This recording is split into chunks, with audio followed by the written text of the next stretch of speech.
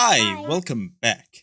I was going to make today's video a comparison between Acheron and Aglaia, but I kinda really don't want to do that right now. I was conversing with my content creator friends in the Express Train Discord server yesterday, which, by the way, you should join, and we were talking about power creep as usual. And I thought I came up with a pretty good video idea. As we know, the main concern when people talk about power creep is older characters becoming obsolete or straight up useless. Now, in a normal gacha game, it's completely normal when that happens, but at the rate it's happening in HSR, it's ridiculous and nothing's being done to fix that. Most games that do this would end up buffing older characters, but I have a feeling Hoyo wouldn't really want to just do that, so in today's video, we're going to be talking about why the HSR dev team won't buff up their older units and every possible way they could buff up their older units. Before we start, you should like, comment, and subscribe for more content like this in the future, and also join the Express Train Discord server for a lovely community where you, just like I have yesterday, can have more discussions just like this one. Also, I'm starting up daily uploads once again through the month of February, so if you have any video ideas or questions you'd like to see me talk about and answer, then definitely put them in the comments below. Now let's get on to it. There are two main ways older units are worse than newer units in Honkai Star Rail. Either they have more quality of life in their kit and it's a whole lot easier to set up and play, like say compare Jingliu's kit to Big Herta, where one has a whole 2 turns of downtime where she does all damage, while Herta's normal skill still does a load of damage and you're getting her enhanced skill at the very least once every 2 turns. The other way is just straight up damage. Compare let's say Acheron to Herta. While Acheron's ult does have bad uptime, you can generally get it once every 2 of Acheron's turns, and even more if you have a good team build. Just like you can get Herta's enhanced skill once every 2 of her turns, with Herta just doing way more damage than Acheron, even doing damage comparable to Acheron with just her normal skill somehow. The first one requires actual work to fix. It requires slightly reworking a bunch of older units' kits, like making Silverwolf actually AoE to be useful for Acheron in more than just single target scenarios, giving Sparkle 100% advance instead of just 50%, making her stand up to Sunday a lot more, or advancing Jingliu's action forward right after she's out of her transmigration state, reducing the amount of downtime she has. Also, it doesn't really make the devs too much money. The one thing that you need to understand when you play Honkai Star Rail, or just any other gacha game in general to be honest, is that money really is the only thing that talks. If people are spending in one patch, then they're doing something right supposedly, and if people aren't spending in another, then they're not doing something right, they're doing something wrong. We're playing a Hoyoverse game though, so Hoyo shields are going to be spending either way. They eat all the sloppy shit this goddamn company puts out. Either way, they're not going to be creating anything that doesn't directly make them money. They're not automatically going to be increasing older units as multipliers or reworking their kits. They're most likely not going to buff them up in any way that doesn't require any jades or money input from the player. So the most likely way I think older units can be buffed is by introducing a new gacha item, one that sorta works like a rebirth system, but instead of resetting the character you want buffed up, you spend your jades instead. Older units would get this item along with their reruns, and when you roll for Jingliu's rebirth item for example, it allows you to upgrade her talents to level 15 or level 20, which would increase the character's multipliers, but it would do it in a way that directly makes the devs money. And the devs obviously like that. They need to fund Dawe's 6th mention anyway so that he doesn't cry on stage again, right?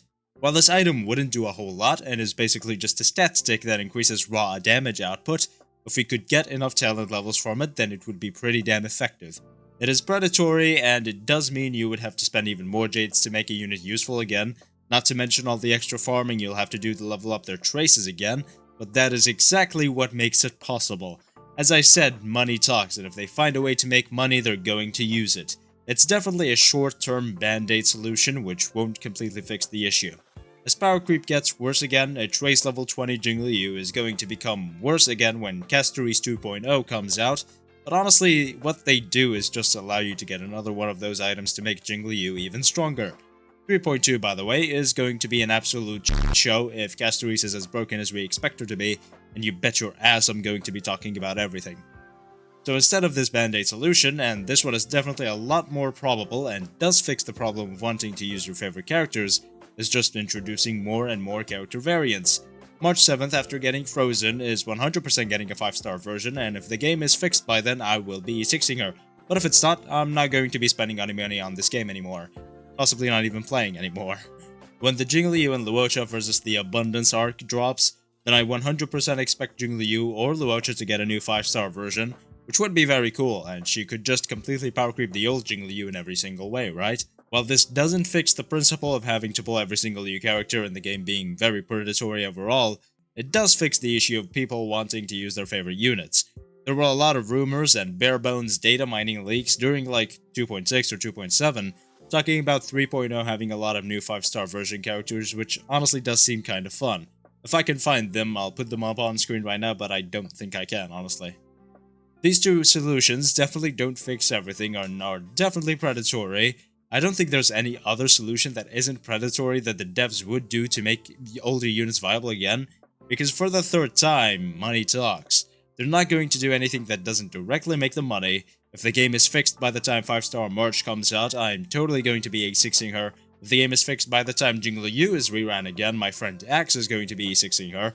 But if that doesn't happen, we're not going to be doing that. However, $1,000 from a couple random dudes isn't going to matter to them because they have tens of thousands of whales, possibly hundreds of thousands of whales, that still eat up everything they make even if they do or don't fix the problems the game has.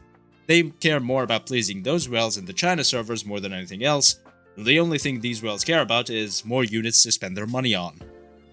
The last way they could buff up older units, which is definitely something they've done before with Jingyuan and Sunday, is just introduce a new unit that makes them powerful again. Now, they're not going to do this ever for a unit that only makes an older unit more powerful. For example, they're most likely not going to buff DOT through one new character. They're going to introduce a character that power creeps Kafka, then they're going to give that character a dot support. While the dot support character will most likely make Kafka good again, she's not going to be as good as the new dot main DPS unit, and she's going to be insanely power crept. Just like Jingyuan isn't really that good when you put him up against Iglea. Older units have such flawed kits, like while Kafka is able to detonate DOTs, she doesn't really have strong DOTs herself, and she doesn't detonate DOTs at a higher multiplier than they were originally, unlike Jingyuan being up by CC a lot. A character that, for example, specifically buffs up down Honkai a lot, through maybe a mechanic that helps you deal a load more damage the more skill points you use, would make a new skill point hungry character like twice or even more as powerful as Dan Honkai would be with the new character. Again, it's another band-aid solution, but it's definitely possible, given that Hoyo seems to love band-aid solutions that are only there to create money. It's like creating the problem, selling a temporary solution, creating the problem again, then sell the temporary solution again. Also, if Cypher isn't a monoquantum, DOT, or Acheron support, I am 1000% quitting Star Rail. That's it, thank you so much for watching. I wanted to yap a little more, but I don't really have anything else to say about this topic. That's going to be in a new video, probably. Tell me what you think down in the comments. Like and subscribe for more content like this in the future, and join the Express Discord server for a lovely community to hang out with. Thank you again for watching, and I will see you next time.